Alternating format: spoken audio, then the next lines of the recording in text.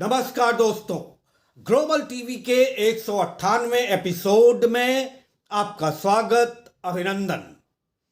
भारतीय संवैधानिक और राजनैतिक काल का कल एक स्वर्णिम दिन था। भारतीय राजनीति और संविधान में दोनों दृष्टिकोणों से गृह मंत्री अमित शाह और प्रधानमंत्री नरेंद्र मोदी ने इतिहास रच दिया। भारतीय जनता पार्टी और जो संगठन करीब 100 साल पुराना राष्ट्रीय स्वयंसेवक संघ जिसे सपोर्ट करता है, जिसका कैडर तैयार करता है, उसने और उसके नीति निर्धारकों ने भारतीय जनमानस से जो 3 वादे किए थे वो कल पूरे कर दिखाए। इन 3 वचनों में पहला था जम्मू कश्मीर को भारत का अविभाजित अंग बनाना, जिसे धारा 370 और 35A को खत्म करके लागू किया गया। दूसरा था मध्यकाल में अयोध्या में स्थित विष्णु या राम मंदिर को तोड़कर बाबर के सिपहसालार मीर बाकी ने जो मस्जिद बनाई थी उसकी जगह राम मंदिर बनाना, जिसे भी पूरा कर लिया। और तीसरा था नागरिक संशोधन बिल, जिसे 2019 में लोकसभा और राज्यसभा में पारित कर दिया गया था, उसे लागू करना। तो कल इसके लागू होने के साथ भारतीय जनता पार्टी के नीति निर्धारकों ने जो भारतीय जनमानस से 3 वचन दिए थे वो पूरे कर दिखाए। भारत का इतिहास अगर उठाकर देखें, चाहे वो आलिखित इतिहास हो, चाहे वो प्राचीन इतिहास हो, चाहे मध्यकालीन इतिहास हो, चाहे अर्वाचीन इतिहास हो, ये तमाम तरह की आतताइयों के आक्रमण और उनके या तो भारत को लूट कर वापस चले जाने या फिर भारतीय सभ्यता में मिलजुल जाने से भरा पड़ा है। और जैसा प्रधानमंत्री श्री नरेंद्र मोदी कहते हैं, भारत 1000 सालों की गुलामी से अभी अभी बाहर निकला है। इन 3 वादों को पूरा करने के लिए पिछले 9 सालों से प्रयास हो रहे थे और उसे कल पूरा कर दिखाया गया।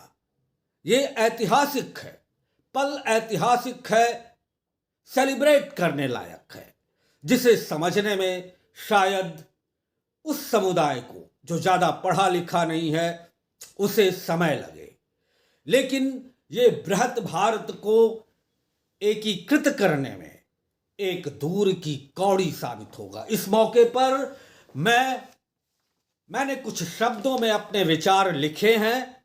ज्यादा समय ना लेते हुए मैं उसको आपके सामने प्रस्तुत कर रहा हूं।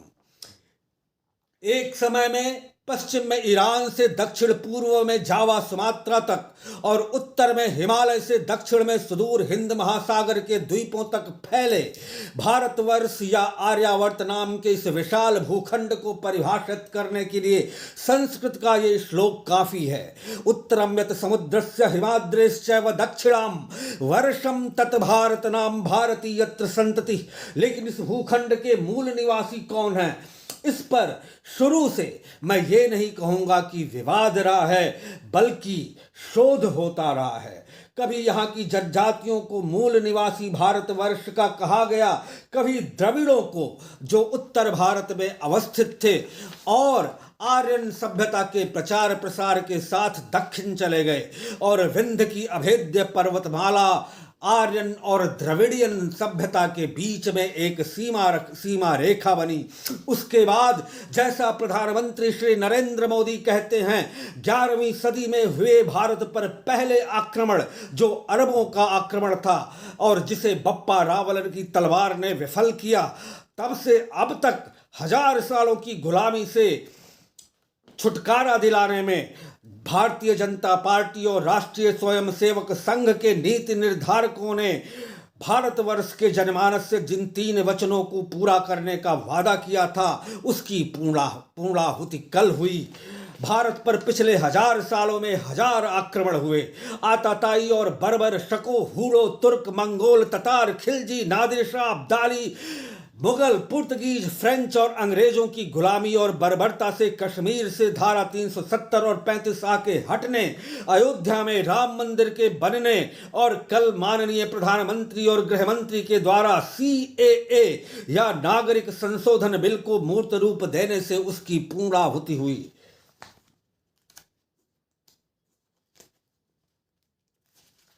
हजार सालों से यहाँ की नागरिकता मिश्रित रही। इन 1000 सालों में कई बर्बर प्रजातियां वापस भारतवर्ष या आर्यावर्त को लूट कर अपने वतन वापस लौट गईं और कुछ को यहाँ के राजाओं ने आर्यावर्त में आत्मसात किया। लेकिन इन आतताइयों को घुलने मिलने देने के बाद भी राजस्थान, गुजरात, महाराष्ट्र और पंजाब के राजाओं ने पंजाब के राज्यों को अपना निशाना बनाए रखना जारी रखा।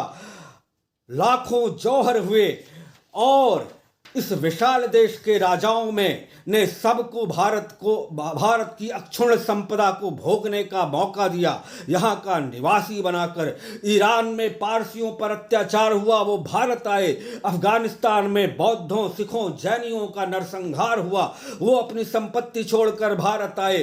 पाकिस्तान में आज तक नरसंहार हो रहा है, मंदिर गुरुद्वारे तोड़े जा रहे हैं, जबरिया धर्म परिवर्तन कराया जा रहा है।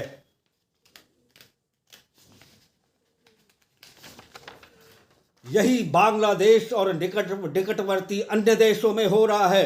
पिछले 70 सालों से भारत की सरकारें सोई हुई थी, लेकिन विपक्ष में रहने के बावजूद भारतीय जनता पार्टी के नीति निर्धारकों के मन में ये 3 सिद्धांत कचोटते रहे कि अगर जनता ने भाजपा को मौका दिया तो भारत का इतिहास फिर से लिखा जाएगा। 9 सालों से लगातार प्रयास जारी रहे। पहले जम्मू और कश्मीर को भारत का अभिन्न अंग बनाया गया, धारा 370 और 35A को हटाकर। फिर अयोध्या में राम मंदिर बना जिसने सनातन धर्म को एक किया। और अब जिन भारतीयों का पाकिस्तान, अफगानिस्तान, बांग्लादेश में जिनकी प्रताड़ना हुई और वो भागकर भारत आए, उन्हें यहाँ का नागरिक बनाया जाएगा। लोग कहेंगे इसमें मुसलमान क्यों शामिल नहीं?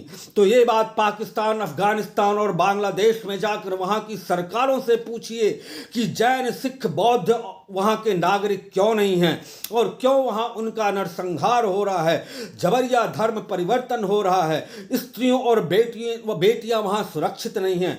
अब जबकि भाजपा ने अपने 3 वचन निभा दिए हैं, ये हर एक भारतवासी का कर्तव्य है कि नरेंद्र मोदी की जो इच्छा है वो पूरी करें और भाजपा को 370 से अधिक सीटें दिलाएं, जिससे दूसरी श्रेणी के शेष वचनों को निभाया जा सके और भारत एक महाशक्ति बन सके, 10 ट्रिलियन की इकोनॉमी 2030 तक बन सके। यही बात मुझे आज आपसे करनी थी। बाकी मैं आपके विवेक पर छोड़ता हूं। जनता जनार्दन है, आखिर में वही होगा जो वो चाहेगी, लेकिन सोचिएगा जरूर।